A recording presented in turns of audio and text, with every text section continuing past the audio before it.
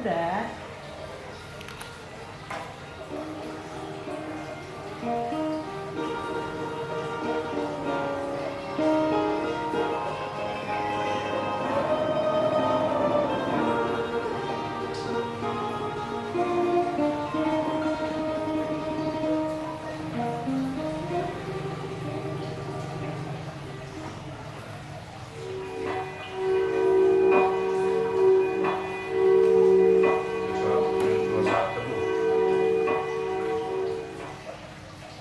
Saudara-saudara yang terkasih di dalam Kristus Yesus, marilah kita memulai acara ibadah rumah tangga pada hari ini. Kita berdoa bersaat teduh. Amin. Terpujilah Allah Sang Pemurah dan Maha Pengasih, mempertemukan kita kembali dalam ibadah Minggu Rumah Tangga hari ini di HKBP Petukangan. Untuk itu, terimalah salam dari kami. Selamat hari Minggu. Damai sejahtera Allah menyertai kita dalam ibadah hari ini. Marilah kita memuji Tuhan melalui Kidung Jemaat nomor 15 ayat 1 dan 3.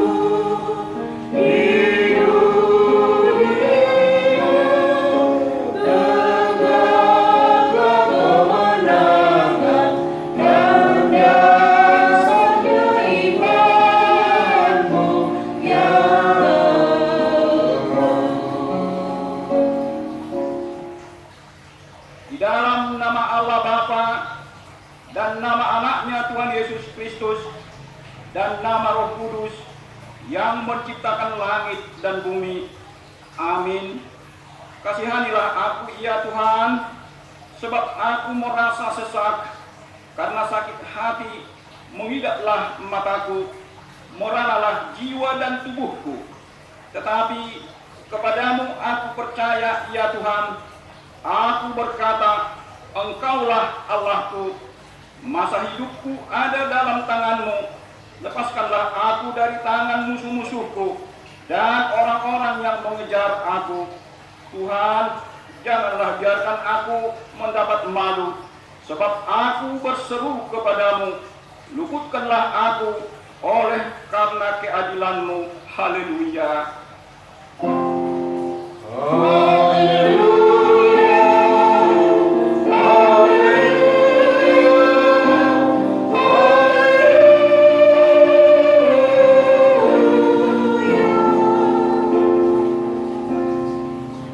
Marilah kita berdoa.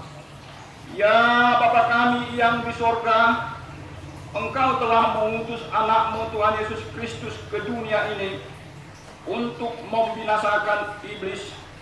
Sadarkanlah dan ingatkanlah kami dengan Roh Kudus, agar kami jangan terlena dalam dosa, tetapi kami hidup dalam damai, sampai kami masuk ke dalam kehidupan kekal.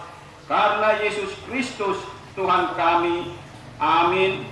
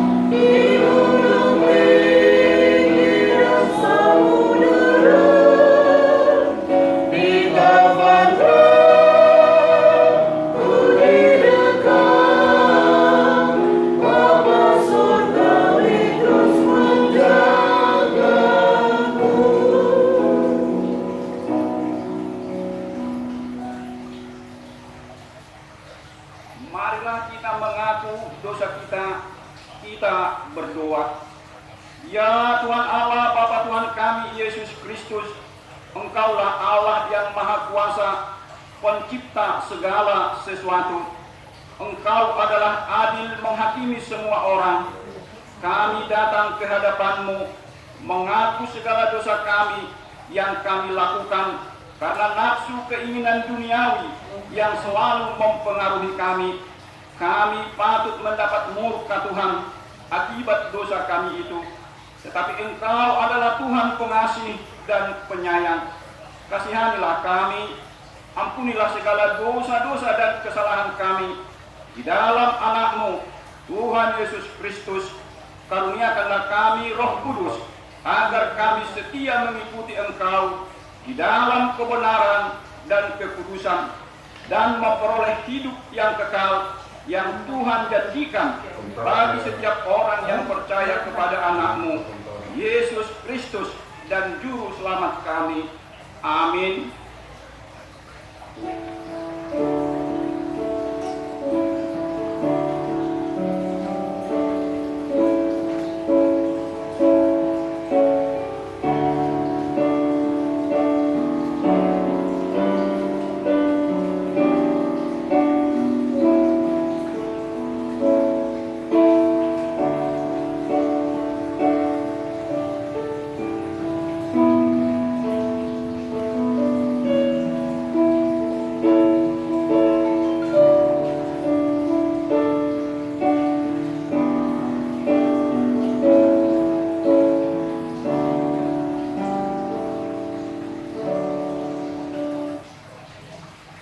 Janji Tuhan tentang pengampunan dosa kita.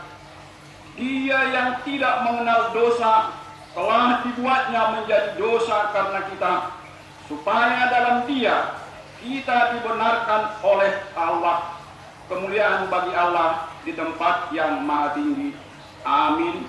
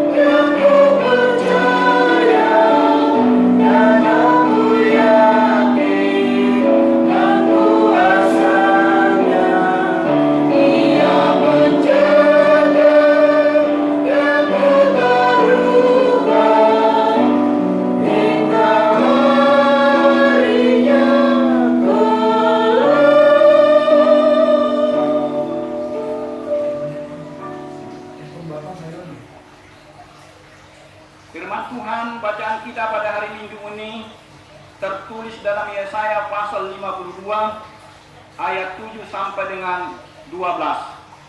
kita membacanya dengan responsoria.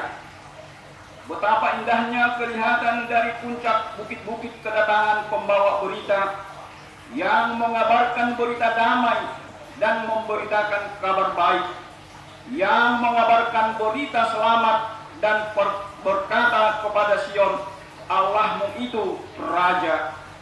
Dengarlah suara orang-orang yang mengawal engkau, mereka bersama-sama bersorak-sorai, sebab dengan mata kepala sendiri mereka melihat bagaimana Tuhan kembali ke Sion.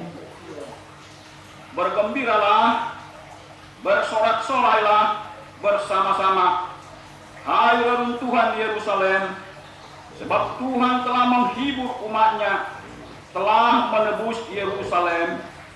Tuhan telah menundukkan tangannya yang lurus di depan mata semua bangsa, maka segala bumi melihat keselamatan yang dari Allah kita.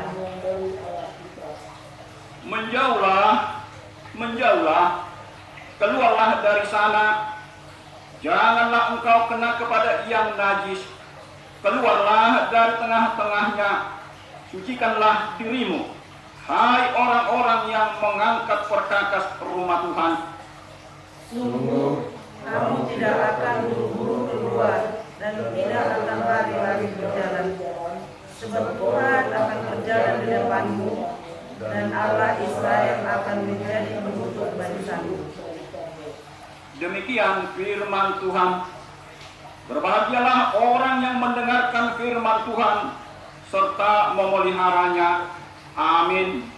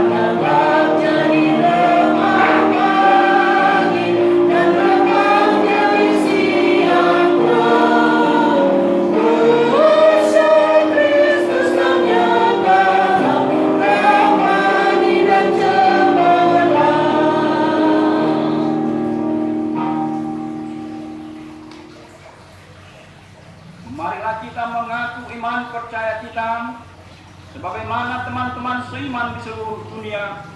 Kita bersama-sama mengucapkannya.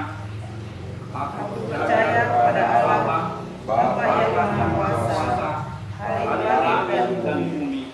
Aku percaya kepada Yesus Kristus, Anaknya yang tunggal Tuhan kita, yang dikandung daripada Roh Kudus, lahir dari anak Maria, yang menderita sengsara di bawah pemerintahan Pontius Pilatus, disalibkan, mati dan dikuburkan, turun ke dalam kerajaan maut, pada hari yang ketiga bangkit pula dari antara orang mati, naik ke surga, duduk di sebelah kanan Allah, Bapa yang Maha Kuasa, dan dari sana akan datang kelak untuk menghakimi orang yang hidup dan yang mati.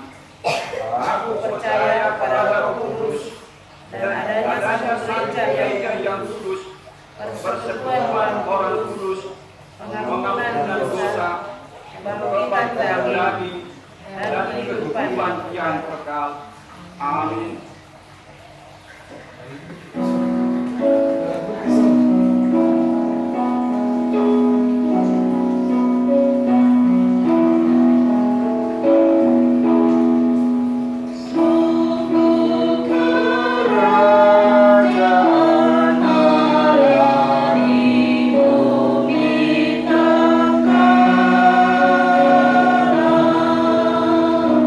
Yesus yang bangkit di langit,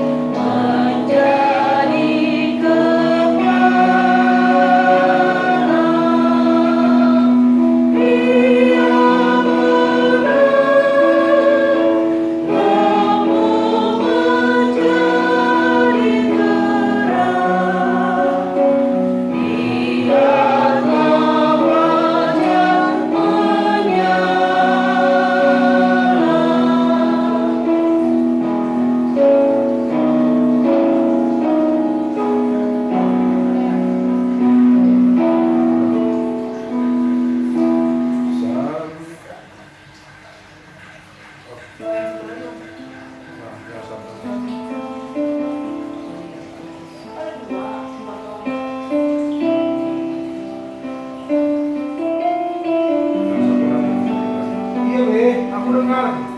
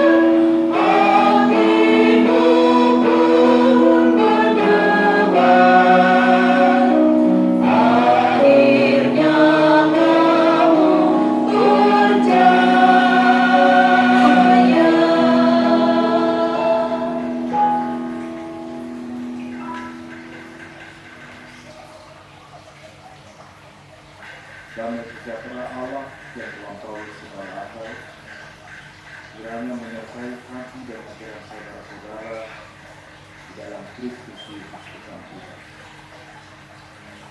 Amin.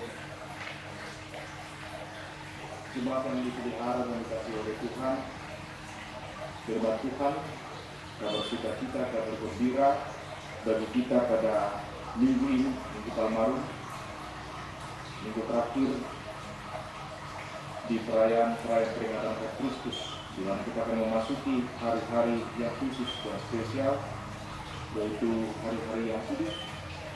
Di Minggu Palmarum ini firman Tuhan tertulis dalam Yohanes pasal 12 ayat yang ke-12 sampai dengan ayat yang ke-19.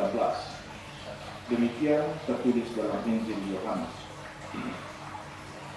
Keesokan harinya, ketika orang banyak yang datang merayakan pesta mendengar bahwa Yesus sedang di tengah jalan menuju Yerusalem, mereka mengambil daun-daun palem dan pergi menyongsong dia sambil berseru-seru, "Hosana, diberkatilah dia yang datang dalam nama Tuhan, Raja Israel." Yesus menemukan seekor keledai muda, lalu ia naik ke atasnya, seperti ada tertulis, "Jangan takut, hai putri Sion, lihatlah rajamu datang duduk di atas seekor keledai."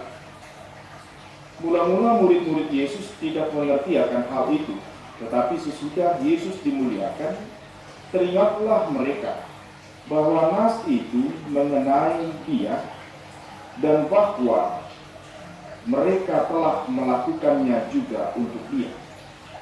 Orang banyak yang bersama-sama dengan dia ketika ia memanggil Lazarus keluar dari kubur dan membangkitkannya dari antara orang mati memberi kesaksian tentang dia. Sebab itu orang banyak itu pergi menyongsong dia, karena mereka mendengar bahwa ia yang membuat mukjizat itu. Maka kata orang-orang Farisi seorang kepada yang lain, "Kamu lihat sendiri bahwa kamu sama sekali tidak berhasil. Lihatlah, seluruh dunia datang mengikuti dia." Demikian jauh pembacaan Injil Yohanes. Shalom. Horas madita salutna. Bapak Ibu jemaat yang dikasihi Tuhan, Minggu Palmarum atau Mare-Mare kalau dalam bahasa Batak, dan juga Minggu Palma adalah peringatan akan peristiwa di mana Yesus, anak domba Allah, memasuki Yerusalem dengan berani, padahal dia tahu bahwa dia akan menderita. Dia disambut dengan seruan Hosiana.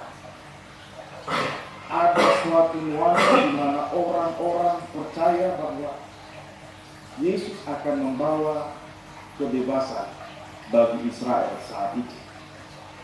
Tetapi dalam peristiwa itu, ketika Yesus memasuki Yerusalem, tetapi 5 hari berikutnya, orang berseru, "Salibkan dia."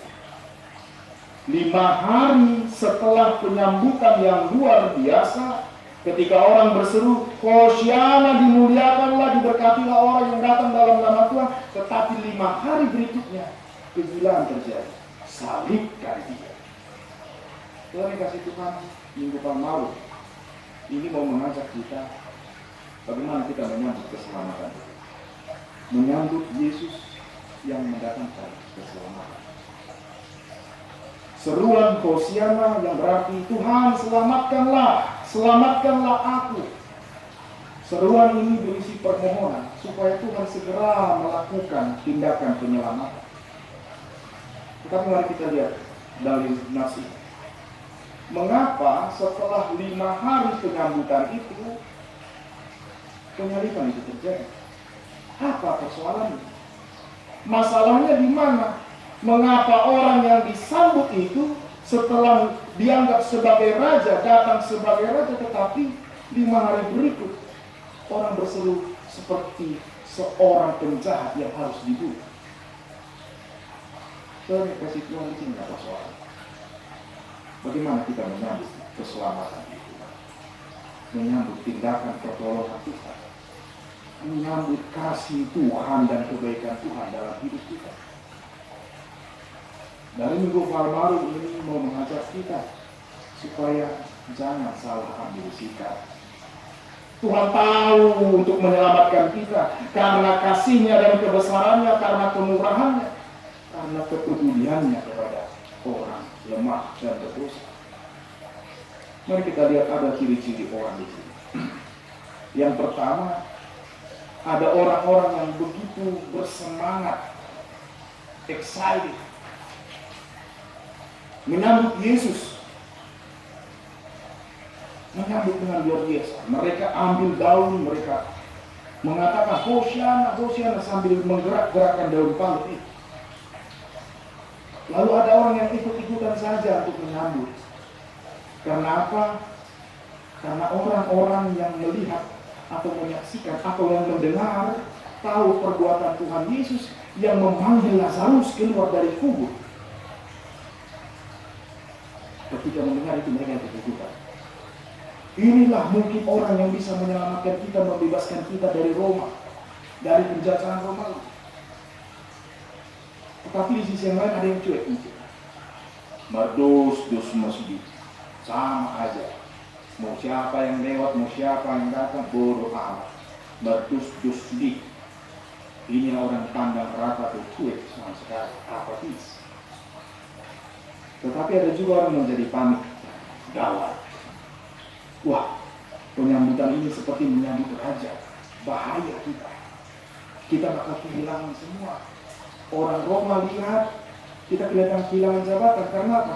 Kita Farisi, kita orang terpandang, kita imam. Di situ. Sehingga pandangan ketika menyambut, motivasi menyambut Tuhan berbeda. Mengapa penyambutan ini bisa terjadi? Karena berita tentang Yesus membangkitkan Lazarus bercepat menyebar.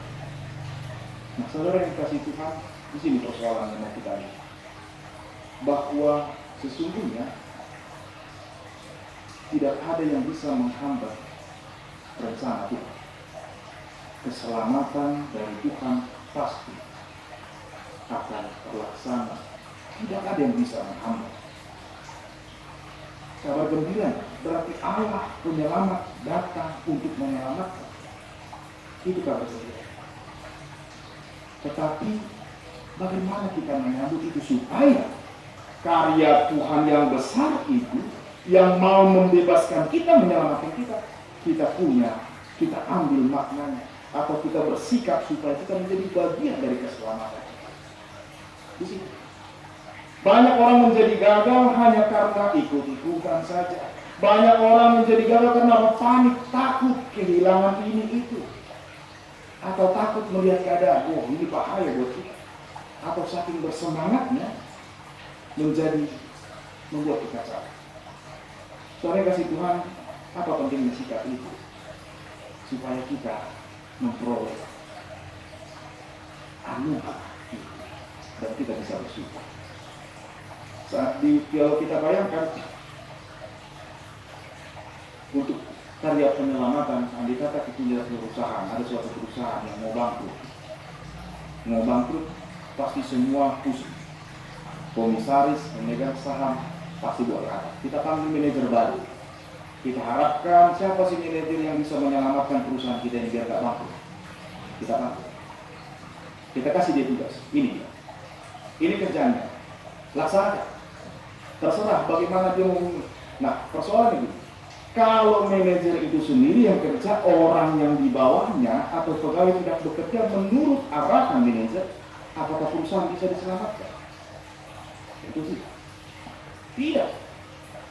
Kalau cuma mengharapkan ini kerjakanlah, selamatkan kami, tapi tidak mau turut di dalamnya, apakah kita bisa menikmati ketika perusahaan itu dipulihkan kembali atau bangkrut kembali?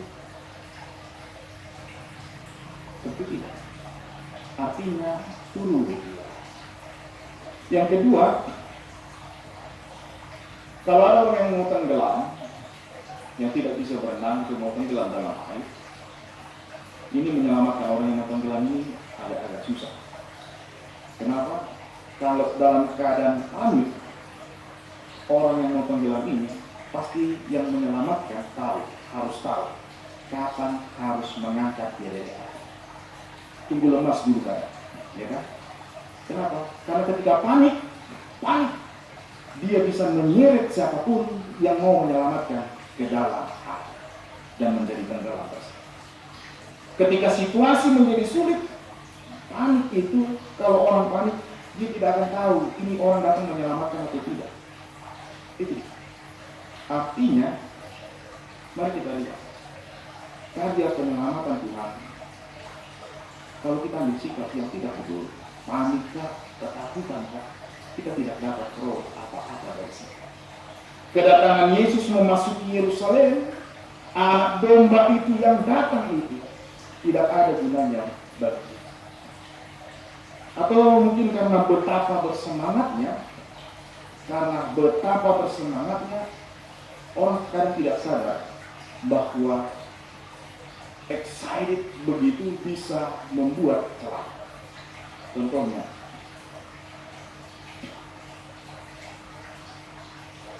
kalau kita ingat seorang hakim yang dia berjanji, kalau saya dapat mengalahkan perang ini, memenangkan perang ini, Tuhan yang menyambut aku akan dipersembahkan perang. Tetapi karena berita tentang kemenangan perang, hakim ini yang terkini dalam Alkitab, yang datang menyambut dia ternyata gurunya, anak perempuan. Tapi karena janjinya saya harus persembahkan, karena betapa semangat dan janjinya dengan penuh semangat. Yang saya mau katakan demikian, menyambut Tuhan, keselamatan ini, rasa semangat kita juga harus kita kelola dengan baik. Saya ingat, saya punya seekor anjing, karena semangatnya betapa semangat ketika saya datang, dia lompat, ternyata dia menyukai saya dengan mendidik saya. Yang saya katakan anak inang, saudara-saudara kasih Tuhan, semangat kita pun harus kita kelola. Supaya apa? Mari kita lihat kedatangan Kristus memasuki Yerusalem saat bukan itu, supaya kita sampai ke kayu salib kita mau mengikuti. Saudara kasih Tuhan, sikap menyambut keselamatan perlu kita ambil, kita buat supaya kita mampu tahu bersyukur dalam segala hal dan juga menyadari bahwa pertolongannya tidak akan pernah terlambat. Nas bacaan ini mau mengingatkan kita bahwa sikap kita menyambut keselamatan yang dibawa oleh Tuhan Yesus Kristus karena ketaatannya memasuki Yerusalem, Parjagalan Kapanurira, tempat di mana para nabi disembelih, kota di mana nabi ditolak. Yerusalem itu yang akan menjadi tempat di mana Tuhan disesah dan disiksa, tetapi dengan taat dia memasuki, supaya sikap itu menjadi kekuatan bagi kita yang mau kita petik dari khotbah ini. Supaya dalam penderitaan sengsara sekalipun, tidak menjadi alasan kita tidak ikut Tuhan, tidak menjadi alasan bagi kita untuk mundur dari perbuatan baik, karena Yesus sendiri taat